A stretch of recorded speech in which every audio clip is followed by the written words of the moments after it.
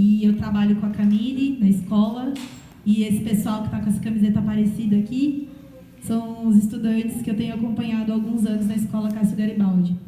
Eu sou pedagoga, né, e trabalho na rede municipal de Florianópolis, e nessa rede a gente tem como função, atribuição, cuidar das instâncias colegiadas da escola, que são as instâncias de participação de todos os segmentos, para que a gestão seja democrática.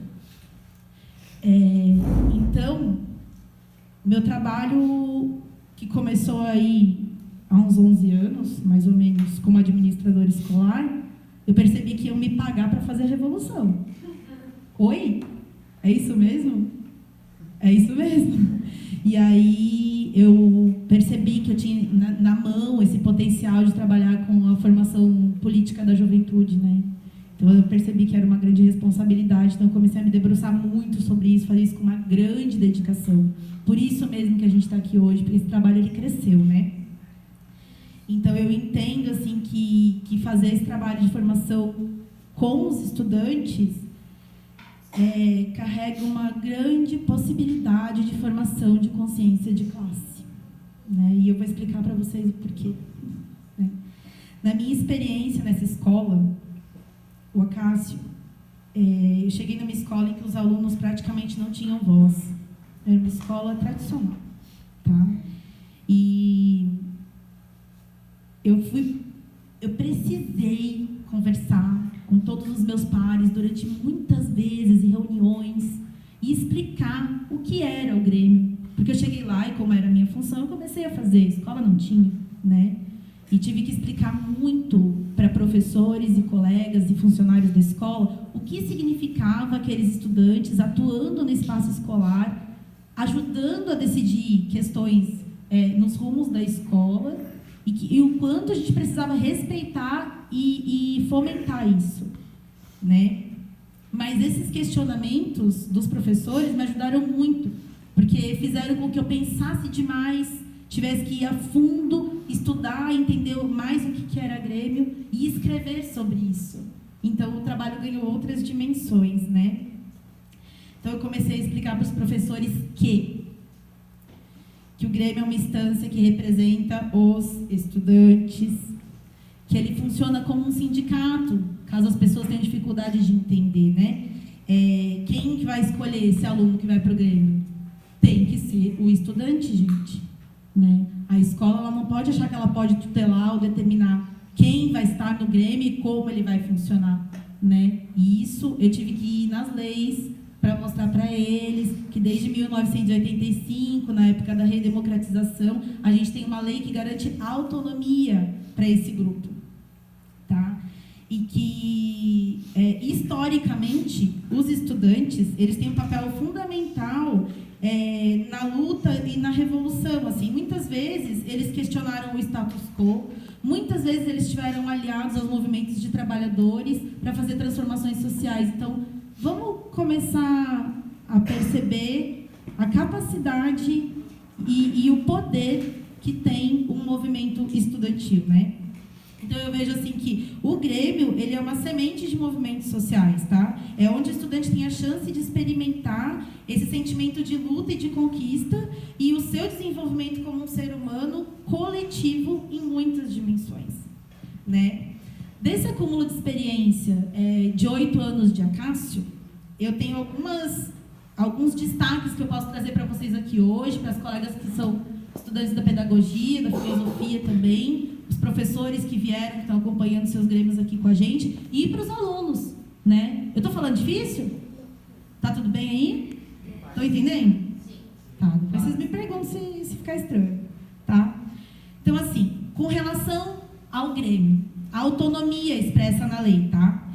Isso significa que nem a escola, nem os professores podem ou devem escolher, definir ou determinar o que o Grêmio vai fazer, como ele vai funcionar.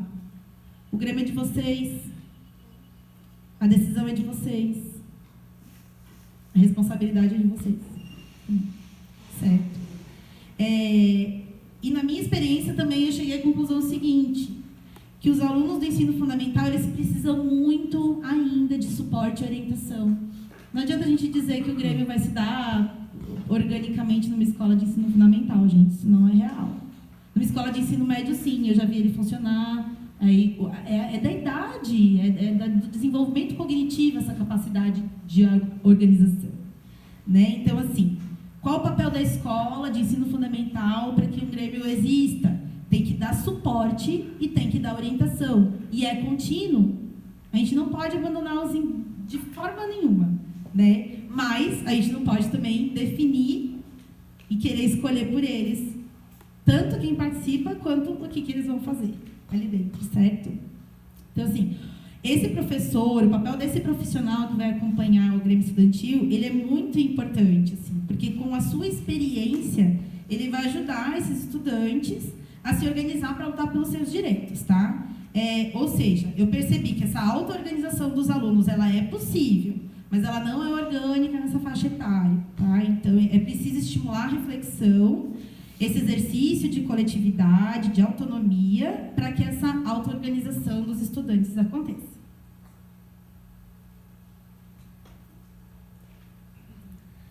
Tá. Então, assim, com relação ao funcionamento, a gente vai acumulando uma experiência com esse tempo de trabalho, né? Sempre se perguntando, assim, por que certas coisas são feitas de certas formas. Nunca se conformando com o que está estabelecido. Começa por aí. É uma pergunta boa, assim, por que fazer tal coisa de tal maneira, né?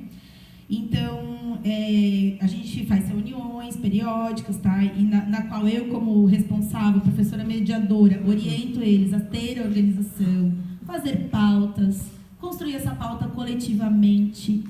E sempre é o aluno que vai escolher o que ele quer fazer e o que ele quer discutir, o que ele está sentindo e pensando. O meu papel lá é ajudar a organizar. Claro que eu dou sugestão, claro que eu falo que tal coisa é possível ou outra não é. Mas tudo tem que vir deles. Ele tem que se perceber como um sujeito instituinte dessa história, né? Então, e também eu tenho que estar lá para mediar, né, o respeito, porque ele também não vem pronto, a gente não está numa sociedade onde todo mundo se ama e se respeita. Né? Então, a gente reproduz muito do que a gente vive. Então, assim, é preciso esse exercício de respeito, a vez do outro falar. É uma construção, eu sempre vou ter que falar isso, tantos anos depois. E as crianças se renovam, todo ano o Grêmio muda, né? Então, assim, essa coisa da organização, eu como adulta tenho que ser responsável, ajudar eles a fazer registro de tudo que for feito, de tudo que for pensado e falado, ajudar eles a saber que só uma discussão não leva a nada. Se eu estou discutindo, eu preciso de um encaminhamento, eu preciso de um responsável que vai fazer aquilo, e eu preciso, na próxima reunião, cobrar o encaminhamento, quem ficou responsável, nananã. Esse processo de movimento social, de qualquer movimento que a gente faça coletivo, é o aprendizado que eles vão ganhar ali dentro do Grêmio, né? E agora, quando a gente chegou, o pessoal do Brigadeiro começou a conversar aqui com os nossos estudantes, e começou a falar, tá, mas no Grêmio de vocês, como é que é? Como é que funciona lá? Quem é quem? Quem é o presidente? Quem é o tesoureiro? Vocês fazem chapa? Gente, a gente criou uma forma outra, que eu tenho felicidade de compartilhar e escrever sobre ela, porque ela é reflexiva, tá? Se você pegar um material na internet dizendo como fazer Grêmio, o material vai falar para você, faz assembleia estudantil, faz chapa, coloca eles para fazer debate, aí tem eleição, aí o Grêmio vai funcionar. E aí tudo bem, eu tentei fazer isso. E não vai funcionar. Porque a criança nessa idade, ela nem sabe do que a gente está falando, né? Ela não...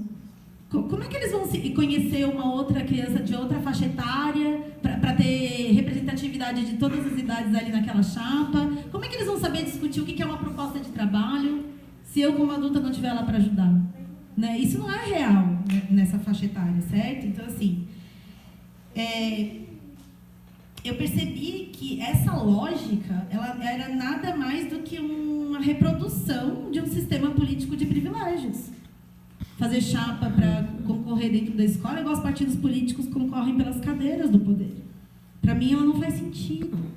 Para mim, né? E aí, como eu acho que o Grêmio tem que decidir as coisas, eu sempre compartilhei com eles essa angústia, assim, gente, se eu falar para vocês fazerem chapa, competir entre vocês vai dar certo? Como é que vocês querem fazer? Eu tenho sempre que estar explicando tudo mesmo, né? Então eu acho que vamos ali construir junto uma outra história. E com eles eu consegui construir o seguinte, um formato em que o Grêmio funciona como um conselho de representantes de turma. Porque a gente sentiu que era um modelo mais justo, mais honesto, mais paritário para as idades da escola. Porque, é claro, nessa idade, de 6 a 16, a cada ano que passa, a criança muda muito.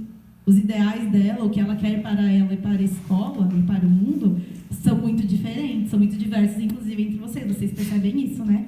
Por isso a gente achou muito mais justo que tivesse gente de todas as idades e o mesmo número de participantes daquela idade dentro dessa representatividade do Grêmio, assim, né? Deixa eu ver o que mais. Então, assim, todo começo de ano a gente faz reuniões, faz eleição internas nas turmas. E as turmas elegem 3 representantes e mais um suplente. E é muita gente. E é muita gente porque eu amo, tá? É difícil. Eu fico com 32 estudantes nesse Grêmio estudantil. Porque eu sou meio louca mesmo, acho que dá pra ver, né? Daí é legal, tá? Porque também tem outras coisas que eu fui sentindo com o tempo. A gente tá em uma cidade que os estudantes mudam. As pessoas vêm morar aqui, elas têm ilusão de Florianópolis, elas vêm embora, né? Então, o Grêmio ele é rotativo tanto quanto a escola porque tem matrícula e transferência todos os dias, né? Então, é legal eu ter, no meu universo, ali, 3 representantes de uma turma e mais um suplente, porque às vezes eu já chamo esse suplente em 2 meses de trabalho, ele já tem que subir ele para representatividade, dá para entender? Né? Então, a gente foi construindo essas formas de trabalho para o Grêmio estar sempre ativo, sempre funcionando, tá todo mundo ali, um não pôde, o outro tá lá, entendeu? Tem que manter ele funcionando. Então, assim, são formas que a gente vai dando organicidade para o negócio, né? Então, dentro dessa eleição de turmas, eu vou lá, chamo alguém, uma outra pedagoga da escola para fazer essa eleição, e é um momento muito educativo, porque daí eu posso falar em todas as turmas o que é ser um representante, como pode atuar bem um bom representante, e o aluno se candidata, ele tem que falar, ele tem que exercer essa capacidade de verbalizar os seus sonhos para a escola, naquele momento ali, e de ser escolhido pelos seus pares. E é um movimento muito bacana, muito bonito, que eu acho que a gente não teve, né? Porque senão a gente não ia escolher um presidente como esse que está aí. Então, assim, a gente quer escolher alunos para nos representar que nos representam de fato, né? Que tem identidade com o que a gente pensa. Então, eu acho que é educativo participar desse movimento para todos eles, para a escola inteira, né? É ali no próximo. Eu vou votar em alguém que não é o meu amigo. Eu vou votar em alguém que tem condição de falar por mim e honestidade, né? E aí, qual que é o papel também de quem está votando? De cobrar, de acompanhar. Então, tudo isso é debate com a escola inteira. Esse movimento a escola inteira dá trabalho, né? Dá trabalho fazer. É gostoso, mas dá trabalho. E é muito bom, né? Porque hoje eu sinto que a gente tem uma escola muito diferente pelo fato de ter alunos instituintes, alunos que podem falar, que são ouvidos, né? Eles se sentem de uma outra maneira. Eu vi a escola sendo transformada com esse trabalho, assim, depois de todo esse tempo, né? E depois, um outro ponto que eu gosto de falar, assim, que é importante nesse trabalho, é uma angústia que eu tinha de o que é ser um representante de fato. Por que meu prefeito não me escuta? Por que o vereador não vota na lei que eu quero para me ajudar, meu Deus? Por que o meu bairro está padecendo? Por quê? Tudo isso é mentira, né? Eu me sinto tão mal, não sei vocês, assim, mas me dá angústia ter que votar numa pessoa que nunca vai me ouvir, que nunca vai trabalhar por mim, né? É uma mentira. Então, como eu sonho um outro mundo, comecei a conversar sobre isso com os meus estudantes, assim, né? Então, assim, como que é a proposta que esse Grêmio vai trabalhar, vai atuar? E comecei a perguntar para eles, como é que eu faço para ser um bom representante? Como é que vocês fazem para ser um bom representante? Falam para mim alguém aí. O que vocês fazem? Ouvir os alunos. Escuta. Muito bem. Os alunos e escuta. Eles o que eles pedem.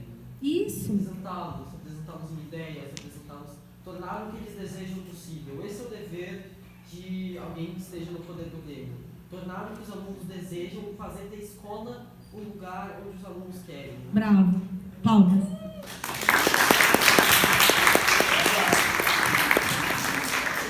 Então, o que a gente inventou que é diferente? Obrigado, lindo.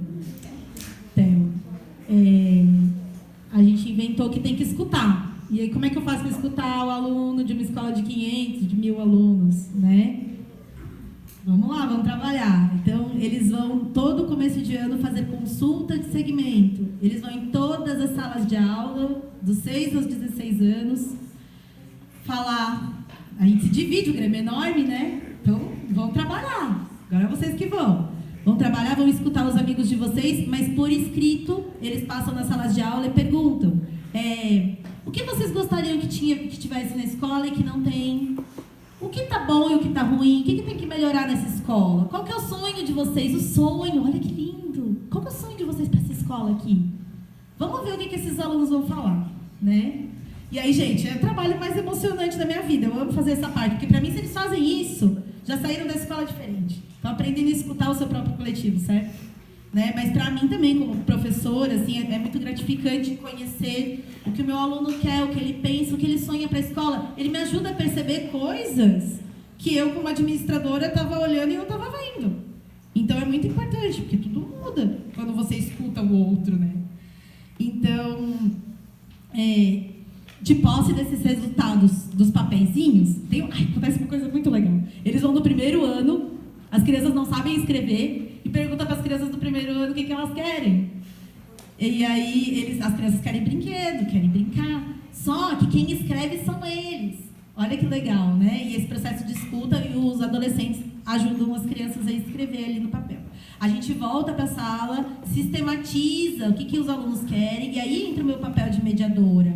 Ajudar eles a pensar o que é possível, o que é infantilidade, talvez, viagem, tem bastante, é legal de ver também, e o que pode se transformar em proposta de trabalho, de luta para o Grêmio Estudantil, né? E aí, com esse tempo todo, como a Camille falou, ela expressou aqui, com muita objetividade, o que saiu dessa consulta, né? Saiu lá, queremos que melhore a merenda.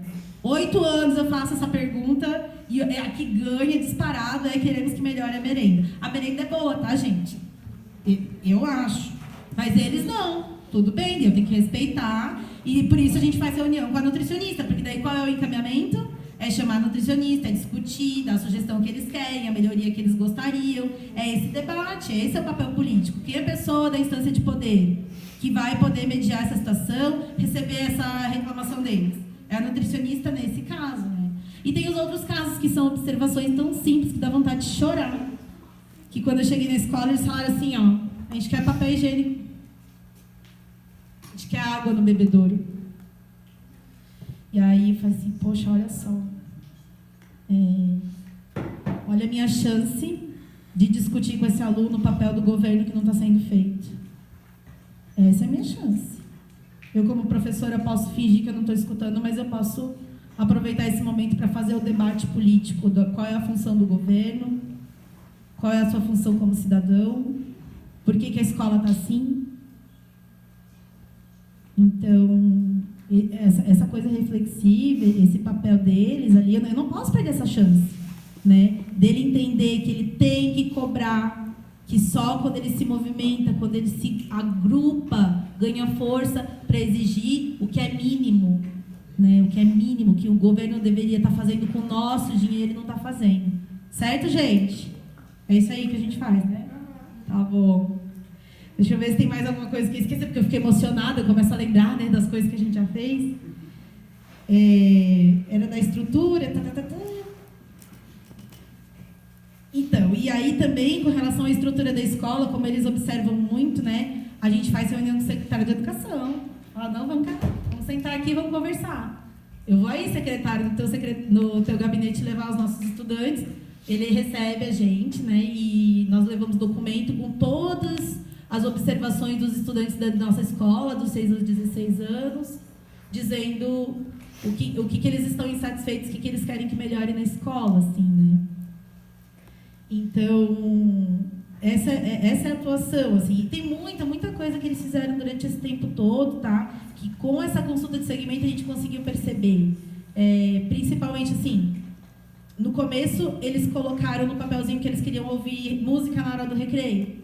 E aí eu tive um longo trabalho com eles durante 3 anos para construir uma rádio escola. Porque aprende a negociar, né? Vai lá sentar na mesa do diretor e falar que precisa de um equipamento, vai lá na equipe pedagógica e negocia um recreio um pouquinho maior. E essa coisa da negociação... Eu tenho 5 minutos ou acabou?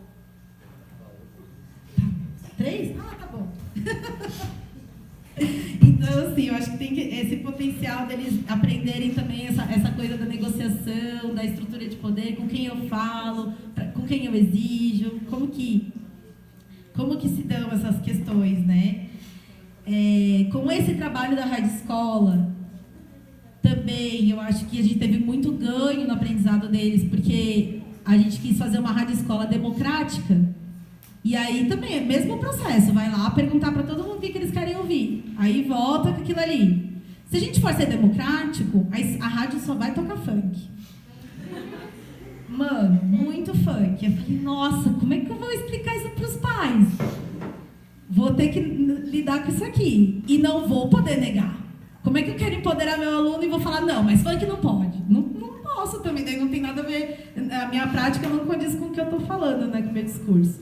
Então, outra chance de debater com eles, letra, o que está por trás dessa letra aí, vocês se identificam, vocês querem ser essas mulheres que eles estão falando mal aí na música, como é que é? Vamos escutar isso mesmo? Vamos procurar uma letra aí que vocês se sintam melhor, que fale bem de vocês, das pessoas, que tal, né? Então, assim, tudo tem caminho, né? Mas, o que eu quero dizer para vocês é que com esse trabalho da Rádio Escola, além de ser democrático, a gente aprendeu que a gente tem que considerar as minorias, gente. Sabe, assim, não dá para dizer que eu sou democrático e que a maioria sempre vence. Daí as minorias estão aonde? Tem que pensar nisso. Isso está emergente nesse tempo, né? E isso acendeu, assim, algumas coisas na nossa reflexão, assim, que os alunos também me ajudam a perceber e que é muito bonito. Então, assim, toca música gospel, toca música sertaneja, toca música de todos os estilos, porque a gente quer que todo mundo se sinta contemplado, se sinta feliz na escola, queira vir para a escola, né? E a gente tem que respeitar o gosto do outro, então a gente aprende muita coisa fazendo isso junto, né? Então, e outra coisa também, dessa coisa das minorias, apareceu no negócio da merenda, que eles começaram a falar pra mim, tá, mas tem estudante vegetariano, tem dia que a comida só tem carne. E eu disse, nossa, e agora? Eu vou ter que chamar a nutricionista de novo. Vamos chamar! E assim, então eles estão preocupados com eles. Que geração bonita, né, gente? Sei lá, um pouco melhor do que a nossa, eu acho, né? Então, assim, aí o meu amigo também não pode comer glúten. Bom, muito bom. Essa nutricionista que vem aqui escutar vocês e começa a pensar assim nesses coletivos e tudo mais, né? Então, acho que são inúmeras aprendizagens que tem nesse trabalho, assim, que ele é imensurável, né? Eu penso que esse processo de escuta, de construção de coletivos, de respeito, de aprendizado, que serve de base para a participação em qualquer movimento social de luta, né?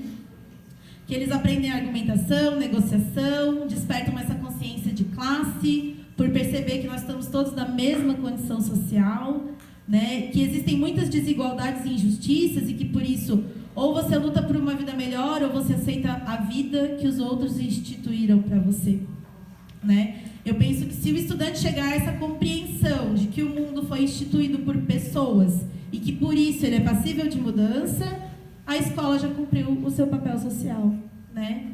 Então, para concluir aqui a minha fala, talvez eu tenha falado tudo, talvez eu poderia falar mais horas sobre o que eu faço com eles aqui. Estava fazendo esse resumo aqui ontem e pensei em vocês, assim, muito amor que eu penso. E eu vi o noticiário de como está a vida dos estudantes do Rio de Janeiro. Vocês estão pensando sobre isso? E aí eu pensei, né, se a gente fosse fazer essa consulta, é para vocês a pergunta, viu? Se a gente fosse fazer essa consulta de segmento lá do papelzinho, né? Para o estudante, assim, qual que é teu sonho? Estudante que mora no Rio. O que vocês acham? Eu estudei no Rio de Janeiro no ensino médio. E quando a idade, há quase 18 anos atrás, já era assim, como é hoje. Então, eu joguei no falar isso, eu estou quase chorando, porque quão privilegiado os estudantes aqui em Santa Catarina são comparados ao Rio de Janeiro. Eu estudei escola particular e eu nem tenho ideia de como eles estão sofrendo hoje. É terrível, assim. Tem que botar essa consciência na cabeça de todas as crianças. Desejo quão privilegiados eles são hoje aqui, mesmo na municipal, mesmo na estadual. É isso aí, meus amores. Eu fiquei pensando assim, nossa, como a gente é feliz, porque o nosso problema é a merenda. Quanto a gente tem? Porque assim, ó, a gente tem que perceber que eles lá no Rio de Janeiro são o mesmo que nós, são estudantes, têm a mesma idade que a gente. E o que a gente tem que entender que é essa consciência, que é quando a gente luta por alguma coisa, a gente está lutando pelo nosso coletivo. Então, o estudante da nossa idade, que está em qualquer parte do Brasil e do mundo, também é pertencente a uma classe que é a mesma que a nossa, né? Então, assim, esse exercício é para se reconhecer como pertencente, assim, né?